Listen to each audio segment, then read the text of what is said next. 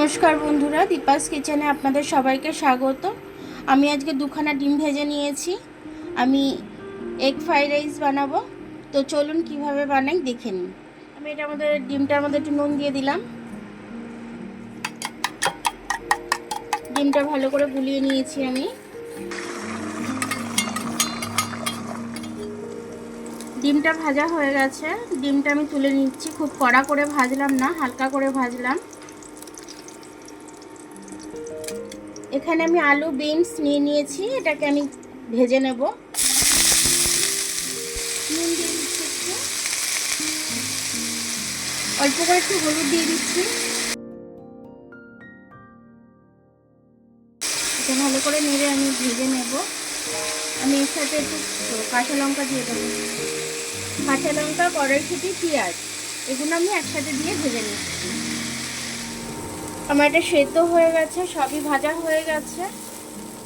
এবার আমি ডিমটাকে দিয়ে দেবো। ডিমটাকে সাথে দিয়ে ভেজে নেব। ডিমটা ভাজতে ভাজতে আমি খুন্তি করে কেটে কেটে দেবো।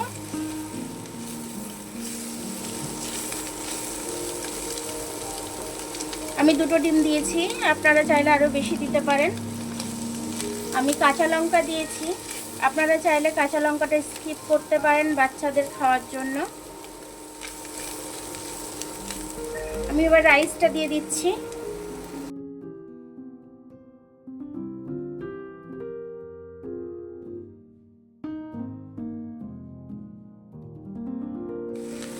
আমি এটার মধ্যে একটু নুন দিয়ে দেবো। সবজিটা বেশি হয়ে গেছে, যেন একটু রাইস দিয়ে দিলাম। একটু নুন দিয়ে দিচ্ছি, আপনারাও আপনাদের স্বাদ অনুযায়ী নুনটা দিয়ে দেবেন। বাচ্চাদের টিফিন বক্সে দিতে পারবেন, বড়দের লাঞ্চ বক্সে দিতে পারবেন।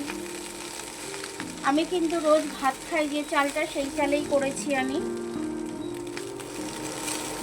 আমরা যে ভাতটা খাই সেই রাইস দিয়েই আমি করেছি।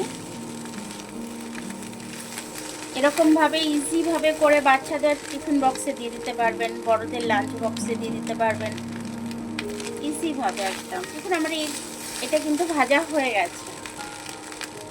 দেখুন আমার এগ রাইসটা কিন্তু হয়ে গেল খুব সুন্দরভাবে, আর খুব কম সময়ের মধ্যে এটা হয়ে গেছে।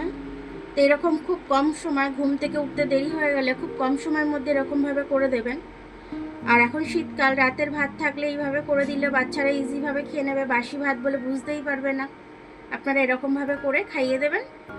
আমার ভিডিওটা দেখার জন্য অনেক অনেক ধন্যবাদ। আমার ভিডিওটা যদি পছন্দ হয় লাইক, সাবস্ক্রাইব, বেল আইকনটি টিপে দেবেন। আর যদি ফেসবুক থেকে দেখেন লাইক আর ফলোটা একটু করে দেবেন। আবার কাল দেখা হবে নতুন রেসিপির সাথে। ততক্ষণ আপনারা ভালো থাকবেন, আমি আসছি।